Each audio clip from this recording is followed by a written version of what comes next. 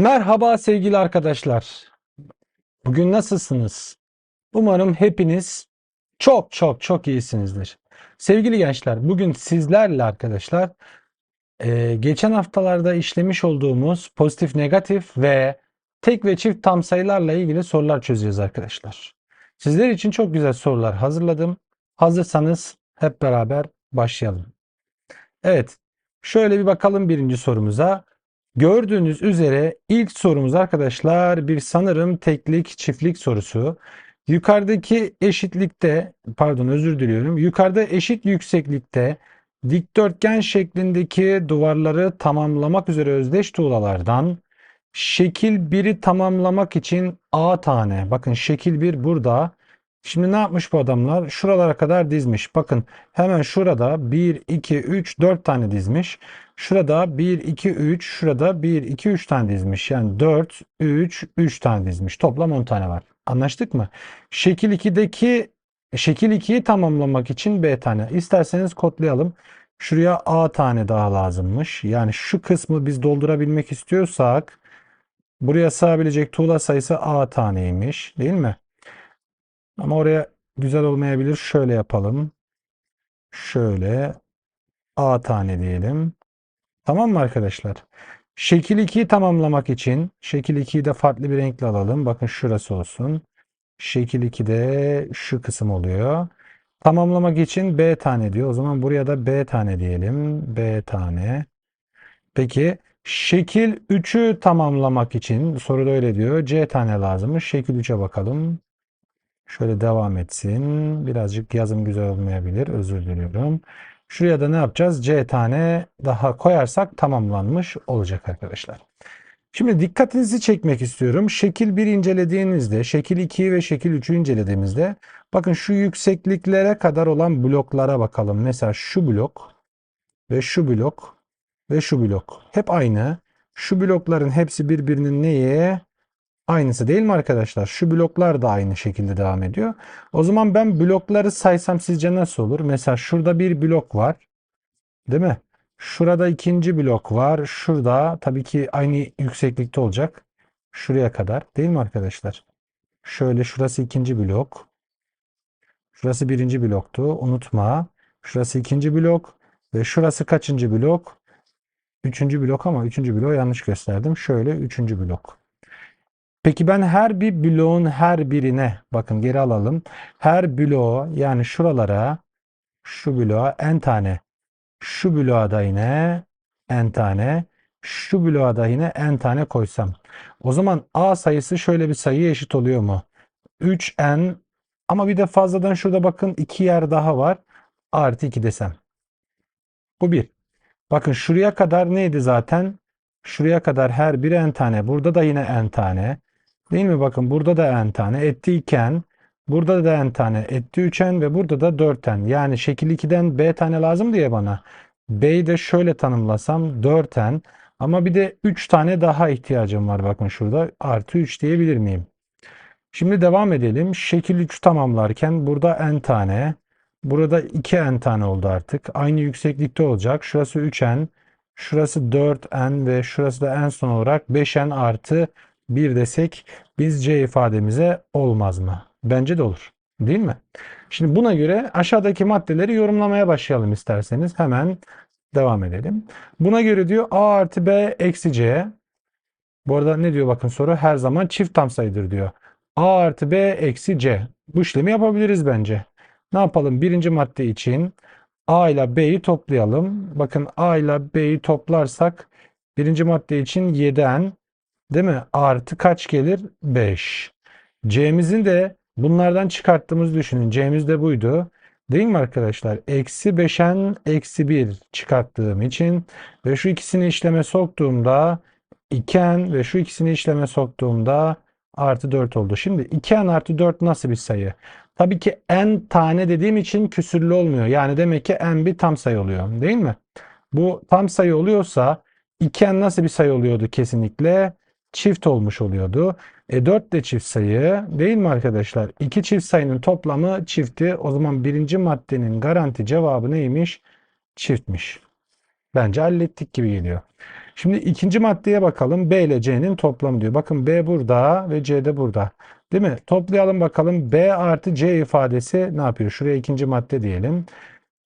N'leri toplarsak 9n yapar ve sayıları toplarsak da 4 yapar. Şimdi arkadaşlar n tam sayı ama 9n hakkında bir fikrim yok. Eğer n çift olursa 9n çift olur, değil mi? Ama n tek olursa, değil mi arkadaşlar? 9n'de ne olacaktır benim için? Tek tam sayı olacaktır. Bunu garanti edebilir miyim çiftliğini? Bize her zaman çifttir diyor. O yüzden ikinci madde knockout olmuş oldu. Anlaştık mı? Şimdi gelelim nereye? Üçüncü maddeye. C'den neyi çıkartalım diyor. A'yı. Şu sayıdan, değil mi? Bunu çıkartacağız. Üçüncü maddeyi de isterseniz şuraya yazalım. C'den A'yı çıkartırsak yani 5n artı 1'den neyi çıkartıyoruz? 3n artı 2. Yani eksi 3n eksi 2 olmuş olur. Düzenlediğimde bakın bu ifadeyi 2n inşallah hata yapmamışızdır. 2n eksi 1. Bakın C'den A'yı çıkarttık ama yeterli değil. Bir de 3 ekle diyor üstüne. Bir de artı 3 eklersek bu ifade 2n artı 4. Az önce bulmuş. 2n artı 2 özür diliyorum. 2n artı 2. 2n zaten az önce bulmuştuk. Neydi? Çift tam sayıydı. 2 de çift tam sayı. Değil mi? İki çiftin toplamı da garanti nedir yine bizim için? Çifttir arkadaşlar. Yani cevabımız bu durumda 1 ve 3 olmuş oluyor. İsterseniz devam edelim. Bir başka soruyla hemen yanımıza geçelim. Bakın diyor ki 4 basamaklı sayılar birer kağıda yazılmıştır. Bakın birinci kağıt diyor ve ikinci kağıt. Burada A, B, C, D yazmış. Burada da X, Y, Z, T yazmış. Ve kağıtlar herhangi iki basamak arasından kesilip iki parçaya ayrılarak ikişer tane yeni sayı elde edilmiş. Peki bunu bize vermesi lazım. Örneğin demiş aşağıda inceletmiş bize. Bakın A, B, C, D sayısına yazılı olduğu kağıdı nereden bölmüş? Tam A ile B'nin ortasından bölmüş. Yani şuradan bölmüş arkadaşlar. Bölünce A bir basamaklı ve B, C'de 3 basamaklı iki sayı oluşmuş. Yine aynı şekilde beyaz kağıt olan X, Y, Z, T'yi de tam X, Y ile Z arasından bölünce sol tarafında bir tane X, Y yazan iki basamaklı sayı, sağ tarafında bir tane Z, T yazan iki basamaklı ayrı bir sayı oluşmuş. Örneğin dediği için bu sadece bu örneklerden birisi. Yani ben anladığım kadarıyla bunu istediğim yerden kesip böyle sayılar oluşturacağım. Anlaştık mı? Buna göre diyor aşağıdakilerden hangisi daima tektir diyor. Bir kere maddeleri okuyalım. Birinci kağıt kesildikten sonra elde edilen iki sayının çarpımı daima tektir. Bence anlamlı bir cümle. Dikkatli düşünelim. Bakın birinci kağıt hangisiydi? Şuydu. Yani şuydu. Değil mi arkadaşlar? Nereden kesersek keselim elde edilen iki sayının çarpımı daima tektir diyor. Şimdi arkadaşlar bakın iki basamaklı sayıları düşünelim. Bir basamaklı sayıları düşünelim. Üç basamaklı sayıları düşünelim.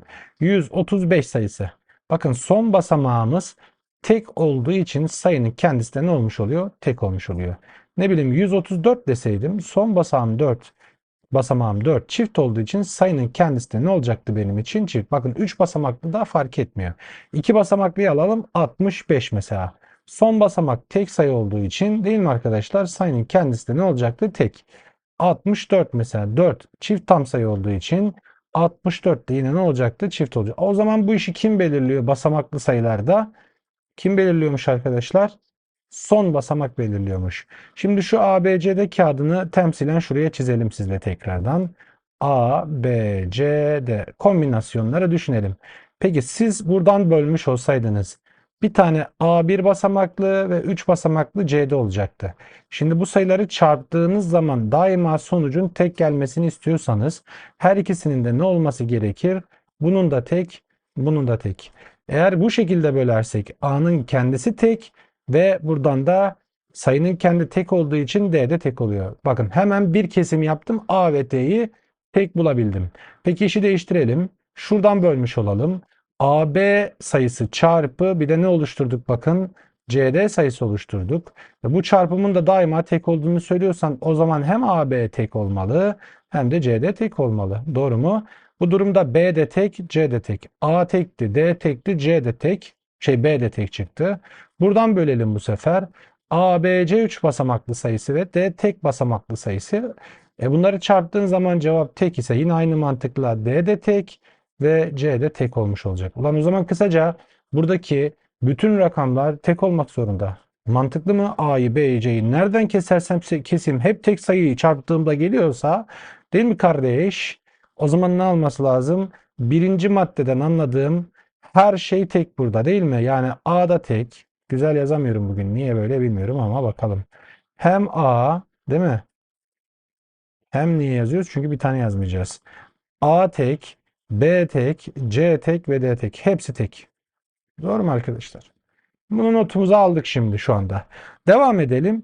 Şimdi ikinci maddemizi okuyalım. İkinci kağıt kesildikten sonra elde edilen iki sayının toplamı daima çifttir diyor. Şimdi ne demeye çalışıyorsun sen?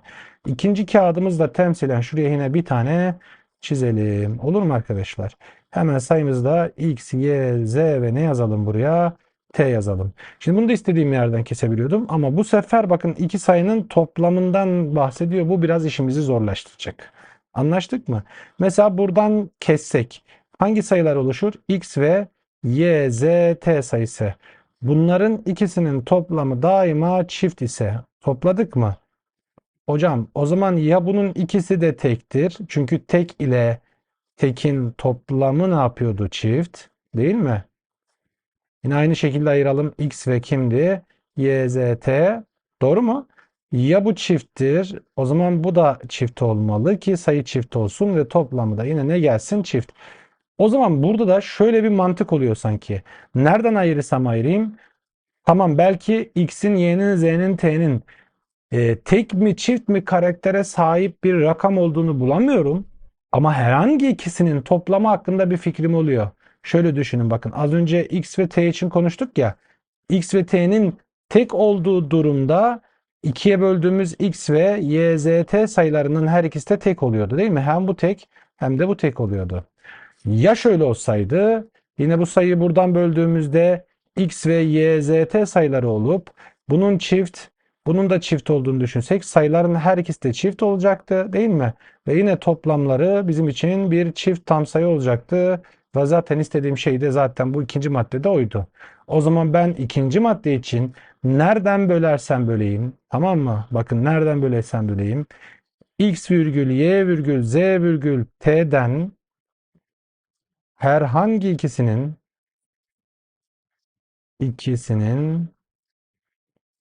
toplamı daima ne olmak zorunda durumda? Daima çift olmak zorunda. Bu anlam çıkmaz mı sizce? Şimdi maddeleri okuyalım isterseniz. Maddelerde soru kökünü bir daha bakalım. Buna göre aşağıdakilerden hangisi daima nedir diyor, tektir diyor. Şimdi benim aradığım şey tek sayı. Değil mi? Peki B'yi biliyor muyuz karakter olarak? Bir düşünelim. Bakın B hepsi neydi bunların? Hatırla yazmıştım. Hepsi birer neydi? Tekti. Doğru mu arkadaşlar? Şimdi B'nin karakterini biliyorum ama Y'nin tek mi çift mi olduğunu bilmiyorum. Sadece onlarla ilgili ne biliyorum? Herhangi ikisinin toplamının çift olduğunu biliyorum. O zaman bu ifade beni kesinliğe yani daimalığa ulaştırmaz. O zaman bir sonrakinde düşünebilirim belki. Şu an için çok da ilgilenmiyorum. Peki Z'yi biliyor muyum? Yine bilmiyorum. Bu da gitsin. Tamam mı? Ama bakın şurada bir şey gözüme çarptı. Bakın Y ve Z'nin toplamını biliyorum. Evet ben Y'yi bilmiyorum ama Z'yi bilmiyorum ama bu ikisinin toplamı. Bakın Y ve Z bunlardan bir herhangi ikisi. Toplamı garanti neydi bunların? Daima çifti. O zaman sen garanti çiftsin, değil mi? Peki B neydi arkadaşlar? Garanti tekti. İkisini toplarsak garanti ne gelir? Tek gelir. Cevap çıkmış oldu aslında. Bakın Denizli seçeneği bizim seçeneğimiz olmuş oluyor. Doğru seçeneğimiz olmuş oluyor. İsterseniz devam edelim. Bir başka soruya bakalım. Şöyle yukarıdaki birim karelerden oluşan 3 tane şeklin döndürülüp birleştirilmesiyle oynanan bir oyun göstermiştir. Ya kardeş bu zaten bir Tetris. Değil mi? Bunu bilenler vardır aramızda. Bu neymiş? Bir Tetris oyunu. Yukarıda verilen yukarıdaki şekiller 12 çarpı 6'lık tabloya ekranın üzerinde gösterildiği gibi birer birer inmekte ve şeklin yukarıdan aşağı inişi tamamlanmadan bir başka şekil aşağı inmemektedir. Yani mesela şu iniyorsa aşağıya anladığımız kadarıyla sen dur kardeş sen ineceksin buraya tam. Doğru mu? Sonra sen hareket edeceksin demeye çalışıyor. Anlaştık mı? Sonra diyor ki bakın ekranda gösterilen tuş şurası ise aşağı inen şekli saat yönünde 90 derece döndürme özelliğine sahip olup Oyuncu şekilleri aşağıya ininceye kadar tuşa istediği kadar basıp döndürüyormuş. Şimdi siz ne yapacaksınız? Bu tuşa istediğiniz kadar basacaksınız, değil mi arkadaşlar? Ne yapacak şekil? Sürekli 90 derece saat yönüne dönmüş olacak. Şimdi bunu anlamaya çalışalım bence. Yani bence burası önemli. Şimdi bakın, şöyle bir kare şeklindeki bir Lego parçası mı diyelim, artık ne diyelim? Şimdi saat yönü ne taraf? Saat yönü bu taraf arkadaşlar. Ben bunu 90 derece döndürmüş olsam, değil mi? Ulan gene aynı şekil oluşmaz mı? Değişen bir şey yok ki, kare bu. O zaman bunu istediğim kadar döndüreyim 90 derece. Bir defada, iki defada, üç defada hep aynı şekil olmaz mı? Buradan anladığım bu. İkinci parça bakın, yukarıdan başlarken yatay şekilde duruyor. Değil mi? Şu yatay şeklindeki 3 parçam var. Hatta 4 parçam var. Bu yatay şekli saat yönünde 90 derece döndürürsem artık bu ayağa kalkar ya. 1, 2, 3. Değil mi? 4 böyle olur. Bir daha döndürürsem tekrar yatay hale gelmez mi? 1, 2, 3. Değil mi? Bir 90 daha döndürürsem. Yani kısaca şunu söylüyorum. Eğer bir defa döndürdüysem böyle dikey oluyor. Tekrar bir defa daha döndürdüğümde yatay oluyor. Kısaca baştan itibaren bir defa döndürünce dikey, iki defa döndürünce yatay hale gelmiş oluyor. Anlaştık mı? Peki şimdi soru şu. Buradan iniş şekline baktığımız şu şekil, inmiş olan şekline baktığımız şu şekil. Ne kadar basmış olabilirim? Tahmin eden var mı şu tuşa? İstediğim kadar her şey olabilir.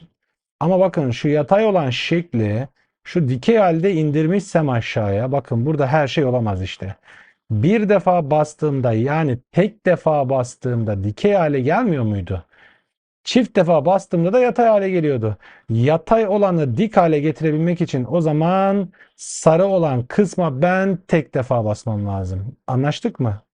Buraya notumuzu alalım tek diye ve yolumuza ne yapalım? Devam edelim arkadaşlar. Şimdi diğer kısım ne? Bakın, şöyle bir değişik bir şekil var. Hatta şuraya çizelim. Belki tam net görünmüyor olabilir. Ekrana sığmadığı için arkadaşlar.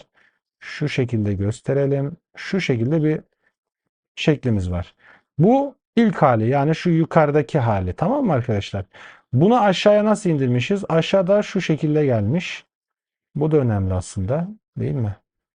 Onu da çizelim şu şekilde. Bu hale almış. Ya kardeş, zaten ben bunu saat yönünde, değil mi, 90 derece döndürürsem, şunu şöyle taşıyalım isterseniz. Taşımayalım mı?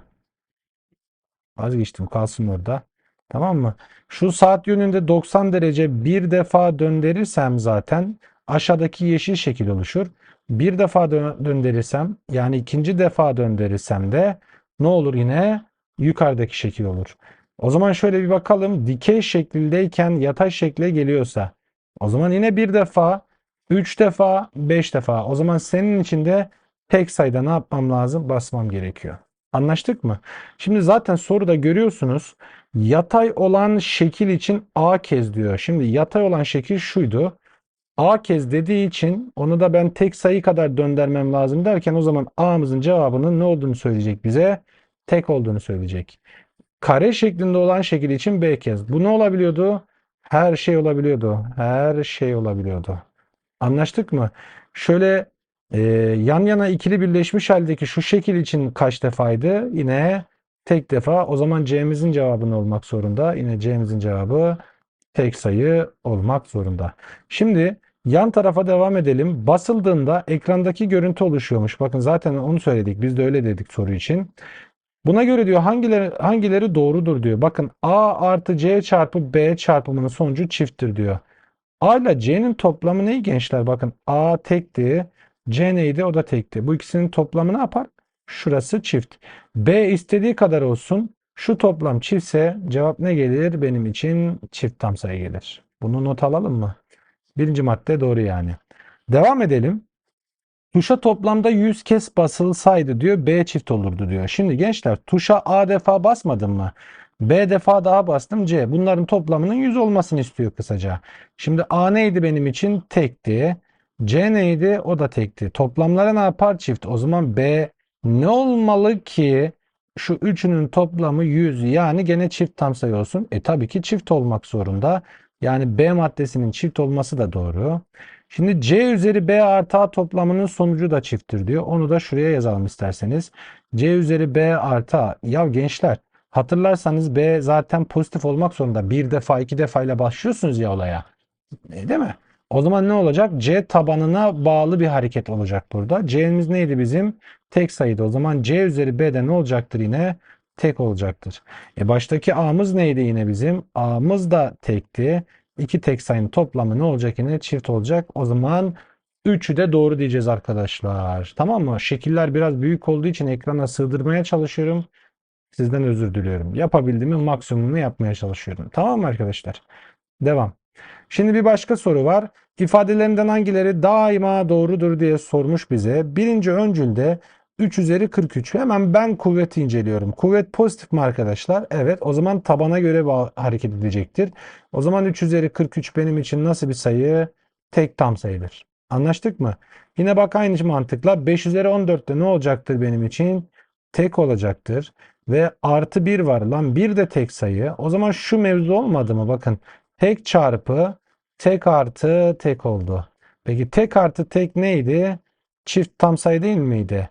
Tek tam sayıyla çarpı çift tam sayı çarparsak cevap çift tam sayı çıkar. O zaman bizim için birinci maddenin çift olması doğru ifadedir. Tamam mı arkadaşlar? Şimdi ikinci maddeye gelelim. A çarpı B küp diyor değil mi? Bakın şuraya gelelim. A çarpı B küp. Eksi 2019 nasıl bir sayı? Tek tam sayı değil mi? 9'dan dolayı. Peki C ve B tam sayı 6 ile çarpılınca 6'nın içinde 2 olduğundan dolayı o çarpımı çift yapar. Yani 6C'de de benim için ne olmuş oluyor? Çift tam sayı olmuş oluyor. Şu eksi teki karşıya atarsam A çarpı B küp çift artı neye eşit oldu? Tek tam sayıya. Yani kısaca A çarpı B küp ifadesi tek tam sayıya eşit oldu. Peki çarpımları tek olan ifadelerinin her bir bileşeni neydi benim için? Tekti. O zaman buradan A'nın tek olma durumuna ve B'nin yine ne olma durumuna ulaşabilirim? Tek olma durumuna ulaşabilirim. Benden istediği A artı B toplamının çift olması. O zaman A ile B'yi topladığımda iki tek sayının toplamı da garanti nedir benim için? Çift tam sayıdır. Yani ikinci maddede doğrudur. Şimdi üçüncü maddeye çok dikkat. Şimdi hatırlarsak bakın, ben size şöyle demiştim. Uyarmıştım refleks hareketlerde. En tam sayı derse, bakın özür diliyorum. N'e tam sayı derse size 2n hakkında yorum yapın. Yani çifttir deyin demiştim. Eğer n'e tam sayı derse 2n artı eksi 1 fark etmiyor bu arada. Bu yorumları da yine tek tam sayı deyin demiştim. Şimdi bizim sorumuzun öncülünde 3x artı 2'den bahsediyor değil mi? Üçüncü maddede. Buradaki 3x artı 2'nin cevabının tek olduğunu söylüyor. O yüzden de diyor x tek tam sayıdır diyor. İyi de kardeş bak şimdi çok önemli bir mevzu var. Hemen çürütelim. X'in tam sayı olduğu hakkında bir fikrin var mı ki sen böyle bir yorum yapıyorsun? Bak şimdi nasıl çürüyor biliyor musunuz? Hemen. Bize tek olduğunu iddia ediyordun değil mi sen bunun? Mis. Ben de x'e 2 bölü 3 yazıyorum bak. Gördün mü? Reel sayı, rasyonel sayı. O zaman 3 çarpı 2 bölü 3 artı 2 oluyor. Cevap da 4 geliyor. 4 ne? Çift. Ha sen pardon özür benden tek istiyordun değil mi? Pardon cevabın tek olmasını istiyordun. Daha basit oldu hatta. X'e 1 bölü 2 yazalım. X'e bak şimdi 1 bölü 2 yazınca ne oldu? 1 bölü 3 özür diliyorum. 3 çarpı 1 bölü 3 artı 2 oldu. Bunlar gitti. Cevap 1 artı 2'den ne geldi? 3 yani tek geldi. Bakın burayı sallattım ama x'e yazdığım sayıya tek tam sayı diyemem ki rasyonel sayı. O zaman bunun daimalığı çürümüş oldu. Yani cevabımız bu durumda 1 ve 2'dir arkadaşlar. Çok detaylı inceliyoruz. Bakın tek çift sayılarla ilgili kolay soru gelmeyebilir karşınıza. O yüzden lütfen dikkatli olun. İyice pekiştirerek gidin. Tamam mıdır? Devam arkadaşlar. Güzel bir soru daha var. Bir öğretmen tahtaya ikisi çift, üçü tek olan 5 sayı yazıyormuş arkadaşlar. İkisi çift, üçü tek olan. Buna göre diyor tahtadaki sayıların diyor 1, 2, 3 maddelerinden hangileri yine kesinlikle doğrudur? Şimdi ikisi neydi? Bakın ikisi çiftti. Şöyle diyelim ç. Üçü de neydi? Tekti. Tek. Toplam 5 tane sayı var. Değil mi? Şimdi diyor ki dördünün çarpımı çift sayıda. Şimdi daimalık istediğim için ben maddeyi çürütmeye çalışacağım. Mümkün mertebe çarpımının tek olmasını göstermeye çalışacağım. Tamam mı? Şimdi çarpımın tek olması için hepsinin tek olması gerekmiyor mu bu durumda? Dolayısıyla 3 tane tekimi önce alıyorum. Herhangi dördünün çarpımı diyor ya. Aldım mesela 3 tek. Eğer elimde bir tek daha olmuş olsaydı evet cevapların çarpımı tek olurdu. Ama 3 tane tek aldığım zaman mecburen dördüncüsü benim için neye dönüşmüş olmak zorunda? Çifte. Bu sebepten dolayı cevap da maalesef ne geliyor? Çift geliyor. O yüzden birinci öncül doğru olmamış oluyor. Anlaştık mı? Üçünü tek aldım. Dördüncünün de tek olması gerekiyordu halbuki. İkinci maddeye döndüğümde dördünün toplamı tek sayıdır diyor. Şimdi ben bunu ne yapmaya çalışacağım? Acaba çift elde edebilir miyim diye. O zaman nasıl oluyor bu toplamın çift elde edilmesi? İkili grupların birbirinin aynısı olması. Yani tek artı tekle çift artı çift. Bu tarz bir şey düşünmem lazım. O zaman şöyle yapalım bakalım. Çift artı çift yapalım. Sıkıntı var mı? Tek artı tek yapalım. Şimdi bu dördünün mesela toplamı benim için çift yapıyor mu? Bunu düşünelim. Şimdi çiftle çiftin toplamı nedir? Tabii ki çift. Tekle tekin toplamı yine çifttir. İki çift sayının toplamı yine nedir? Benim için çifttir. Bakın gördünüz mü? Herhangi dördünü aldığımda dördünün toplamının tek olmasının dışında bir ifade ne yapmış oldum? Bulabilmiş oldum. Anlaştık mı? Yani o zaman bu daima tektir demesi benim için yanlış oluyor.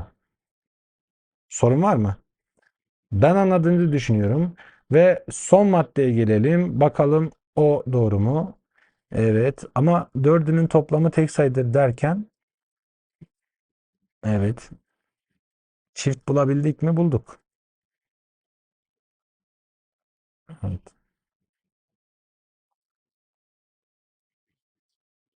Dördünün toplamı. Acaba yanlış mı yaptım bir yerde diye baktım. İkisi çift, üçü tek dedik. Aldık. Değil mi? İkisi çift, üçü tek. Dördünün çarpımı çift sayıdır demiştik. Ya biz bak kendi yaptığım soruda özür diliyorum. Kendi aslında doğru söylemiştik değil mi? Biz burada çift olduğunu söylemiştik. Yani tekin olmayacağını söylemiştik. Bak diyorum ki ben de bir hata mı yaptık acaba? Çünkü eledim eledim yalnız 3 kalacaktı.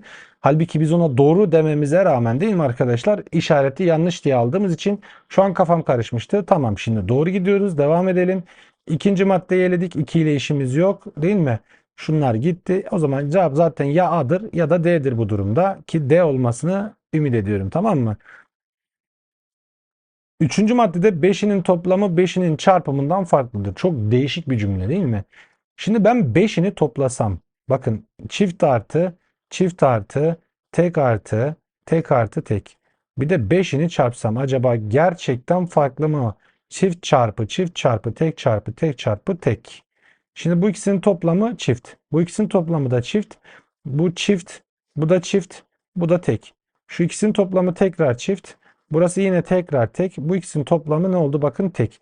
O zaman beşinin toplamı en son tek oldu. Beşinin çarpımı bunlardan birisi çift olması çift çarpımı cevabın çift olması için yeterliydi. Bu da çift oldu. Size bir soru. Eşit değil diyor ya burada. Hangi tek sayının hangi çift sayı eşit olduğunu gördünüz bugüne kadar? Yok değil mi öyle bir şey? O zaman gerçekten birinin cevabı tek, birinin cevabı çift çıktığı için beşinin toplamı da beşinin çarpımından ne olmak zorunda işte? Farklı olmak zorunda. Yani 3 de doğrudur. Cevabımız 1 ve 3'tür arkadaşlar. Umarım güzel gidiyordur. Anladığınızı düşünüyorum ve yolumuza devam edelim. Bir başka sorumuz.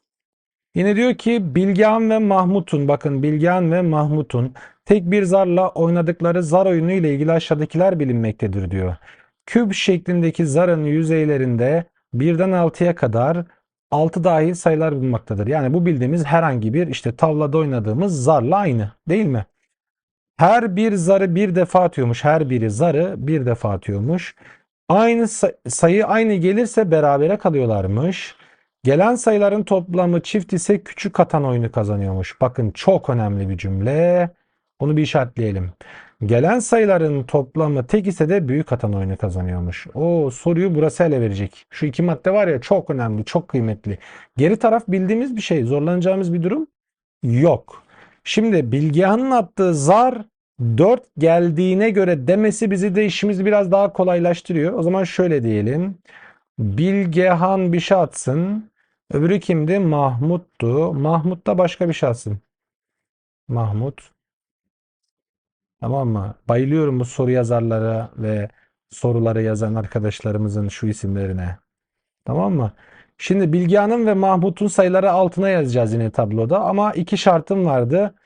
Toplamların çift olma durumu ve neydi? Toplamların tek olma durumuydu. Şimdi her iki durumda da Bilgehan'ın kaç attığını biliyoruz. Bakın 4 attığını biliyoruz değil mi? Peki 4 nasıl bir sayı? 4 benim için çift tam sayı değil mi? 4 neymiş? Çift tam sayıymış. Her iki durumda da öyle. Problem var mı? Çok güzel. Şimdi yorumlamamıza ne yapalım? Devam edelim. Bakın arkadaşlar. Mahmut kaç atarsa oyunu Bilgehan kazanır diyor. O zaman şöyle düşüneceğiz. Oyunu kim kazanacak? Üstüne yıldız koyalım. Bilgehan. Peki çift nasıl geliyordu? Bakın toplamı çift ise kim kazanıyordu oyunu? Küçük atan kazanıyordu. O zaman Bilgehan oyunu kazanmasını istiyorsak Bilgehan'ın Mahmut'tan daha küçük atmasını istiyoruz. Ve Bilgehan 4 yani çift attığı için Mahmut da ne atmak zorunda? Çift. Şimdi zarın yüzeyinde 1, 2, 3, 4 Bilgehan'ın attığı işaretliyoruz. 5 ve 6 var. Şimdi Bilgehan daha küçük atacaksa Mahmut'tan Mahmut şu ikisinden birini atmak zorunda ki oyunu Bilgehan kazansın. Doğru mu? Ama aynı zamanda toplamının da çift olmasını istiyorsak mecburen Mahmut'un ne atması lazım? Bu durumda 6 atmaktan başka bir şansı kalmıyor. Devam edelim. Tamam arkadaşlar. Toplamlarının tek olması durumunda oyunu kim kazanıyordu? Bakın büyük atan kazanıyordu. Şimdi o zaman oyunu Bilgehan'ın kazanmasını istiyorduk biz soruda. O zaman Bilgehan büyük atmış olacak toplamları tekse. Yani Mahmut bu durumda Bilgehan'dan daha küçük olanlar yani 1, 2, 3'ten herhangi birini atmalı. Ama toplamlarının da tek olması için Bilgehan çift atmıştı ya. O zaman Mahmut'un da tek sayı yani bir ya da 3'e atması gerekiyor ki toplamları da tek olsun. Anlaştık mı? Peki diyor ki bakın bize Mahmut kaç atarsa oyunu Bilgehan kazanıyor demiyor muyduk? O zaman Mahmut 6, 1 ve 3'ten herhangi birisini attığında 6 atarsa yukarıdaki şarttan dolayı yani küçük atanın kazanmasından dolayı 1 ve 3 attığında da büyük atanın kazanmasından yani aşağıdaki şarttan dolayı oyunu Bilgehan almış oluyor arkadaşlar. Yani cevabımız E seçeneğidir. 1, 3 ve 6'dır arkadaşlar. Muhteşem bir soru. Tam ÖSYM tipi, değil mi? Devam edelim. Bakın arkadaşlar, şimdi pozitif negatiflikle ilgili bir soruya geldik. Bu pozitif ve negatiflikle ilgili sorularda bu bir tarz sorudur bizim için. Bakın bu tarz sorular çok basit bir refleks harekete sahiptir. Belki konuyu anlatırken aklımıza yani gözümüzün önüne gelmemiş olabilir. O yüzden soru çözümlerini sık yapacağız. Konu anlatırken artı soru çözümü yapacağız ki eksiklerimizi ne yapacağız? Göreceğiz ve tamamlayacağız. Anlaştık mı arkadaşlar? Bazen konu anlatımında refleks hareketleri vereceğim ben size. Bazen de arkadaşlar nerede vereceğim? Soru çözümlerinde ben size yine refleks hareketleri vermiş olacağım. Yine burada bir refleks hareket verelim. Tamam mı? Refleks hareket. Tamam mı? Bu refleks hareketimiz arkadaşlar şu olacak. Eğer size böyle a kare b, b küp c işte bu tarz sorularda ne soruyorsa işaret soruyorsa ama arada çarpmalar olacak. Buna dikkat ediyoruz. Tamam mı? Lütfen ama bak lütfen. Arada çarpmalar varsa yapacağınız şey şu olacak. Çift kuvvetli olanların tamamını sileceksiniz. Tamam mı? Tek kuvvetli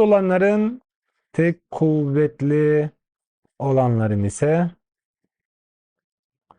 kuvvetini sileceksiniz.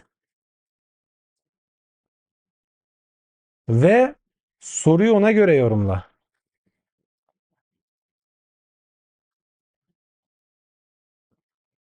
Tamam mı? Bak şimdi ne oluyor? Bakın a kare diyoruz ya tamamını sildim. Kala kala kim kaldı? B büyük 0 kaldı. Şimdi bakın küpü sildim 5'i sildim. B çarpı C büyük 0 kaldı. Tamam mı? 7'yi sildim. A çarpı C küçük 0. Bak böyle daha kolay yorumlayacağız. Neden biliyor musunuz? Lan B sıfırdan büyükse B pozitiftir. Yani B'nin işareti artıdır arkadaşlar. B'nin işareti artıysa C ne olmalı ki çarpımları da sıfırdan büyük olsun? C de mecbur artı olacak bu durumda değil mi? Peki C'nin işareti artıysa A ne olmalı ki çarpımları sıfırdan küçük olsun? A da negatif olacak. Bak birbirine domino gibi etki yaptı. Değil mi? O zaman sırasıyla diyor bize A, B, C'nin işareti. Eksi, artı, artı diyeceğiz arkadaşlar. Nerede, hangi madde? B seçeneğinde arkadaşlar. Çok güzel bir özellikti. Bence işinizi görür. Böyle bir soru çıkarsa ne mutlu size. Çat diye yapıştırın. Değil mi gençler? Devam. Evet. Şimdi konu anlatırken de size bir refleks hareket vermiştim aslında ben. Değil mi? Bakın onunla ilgili bir soru geldi karşıma. Yine ben şöyle yazayım isterseniz. A büyüktür 0, o da büyüktür B çarpı C diyor. Değil mi? Şimdi sıfırdan küçük olan şu çarpım negatif. Ama A sayısı ne? Pozitif. Doğru mu? Doğru. Bu arada şurası C değil, burası da A'ydı. Değil mi? Şimdi sen A'nın pozitif olduğunu biliyorsan çarpımın negatif olması için B'nin ne olması lazım? Negatif olması lazım. O zaman şöyle oldu bakın. A zaten sıfırdan büyüktü. Sonra sıfır geldi. Şimdi B'nin negatif olduğunu buldun. Bak şurada bir bilgi daha var. Hemen onu da yazalım. B büyük C diyor. B'nin negatif olduğunu biliyorsan ondan daha küçük olan C de ne olacaktır? Negatif olacaktır. Genç. O zaman sıralama şu şekilde oldu. Artı eksi, eksi oldu.